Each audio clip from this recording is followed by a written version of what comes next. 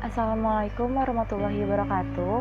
Perkenalkan, nama saya Indri Sulistiawati dengan NIM 19041100051 dari kelas THPB, jurusan Teknologi Hasil Perikanan, Fakultas Perikanan dan Kelautan, Universitas Riau. Pada kesempatan kali ini saya akan menjelaskan tentang penjelasan mengenai fungi atau jamur laut, yaitu Aspergillus flavus. Baiklah, kita langsung saja. Yang pertama adalah gambaran umum fungi atau jamur laut.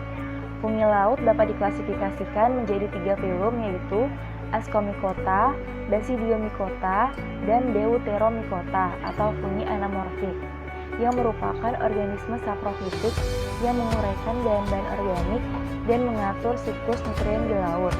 Kemampuan fungi dalam menguraikan berbagai macam substrat kemudian nantinya dapat dimanfaatkan untuk mengeliminasi atau mendegradasi polutan seperti minyak, pestisida, logam berat, lignin, dan pewarna tekstil dari lingkungan seperti C. maritima, Luluardia spp, dan Triochosporon penicillatum.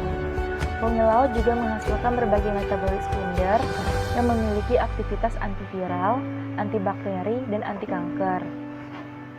Nah, berikut adalah gambar dari Aspergillus flavus. Yang kedua adalah fungi atau jamur laut Aspergillus flavus.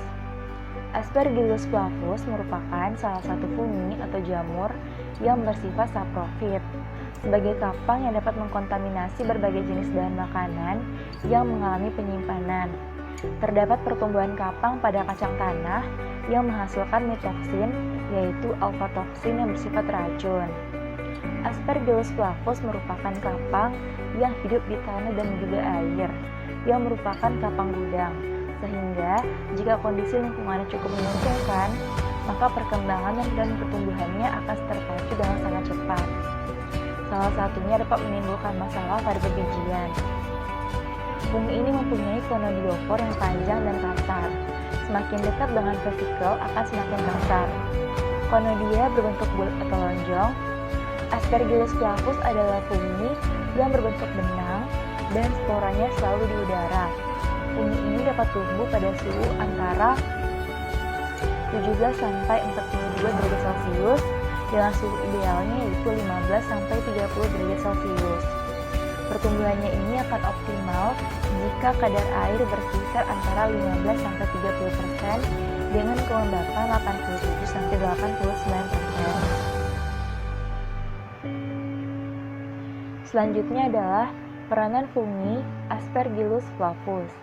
Aspergillus flavus memiliki potensi sebagai penghasil glukosa oksidase dengan aktivitas yang cukup tinggi. Jadi, semakin banyak karbohidrat yang dihasilkan dan tersedia di dalam tanah, maka laju pertumbuhan sel-sel baru akan semakin meningkat, dan dengan semakin banyaknya sel-sel baru yang terbentuk, maka pertumbuhan tanaman, terutama pertumbuhan yang pertambahan diameter batang, akan meningkat. Dengan demikian, Aspergillus flavus dapat dimanfaatkan untuk meningkatkan pertumbuhan bibit Caryopsis tagal. Namun, Aspergillus flavus juga merupakan fungi yang menghasilkan aflatoksin yang terdapat pada pakan ikan yang apabila terkonsumsi dapat menyebabkan ikan akan terinfeksi.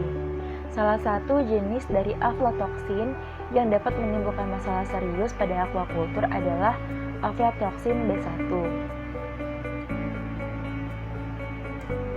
Selanjutnya adalah pengaplikasian fungi Aspergillus flavus. Langkah pertama adalah kita akan mempersiapkan alat dan media potato dextrose agar atau PDA. Tahap awal dari persiapan media ini adalah kita akan mensterilisasi peralatan yang akan digunakan.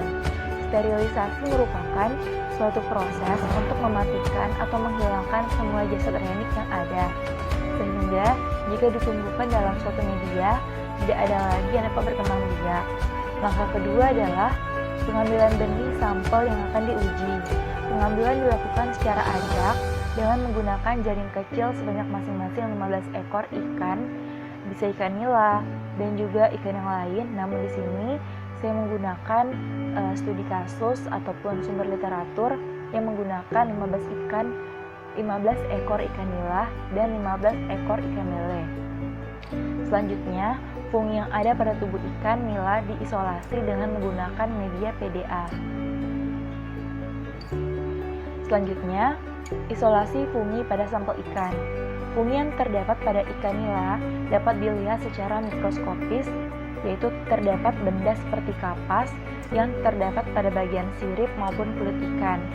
Fungi tersebut kemudian diisolasi dengan menggunakan pinset pada suhu 25 derajat Celcius selama 3-4 hari. Kemudian pemeriksaan sampel uji dan identifikasi fungi. Teknik identifikasi yang digunakan untuk mengamati isolat fungi adalah metode selotip.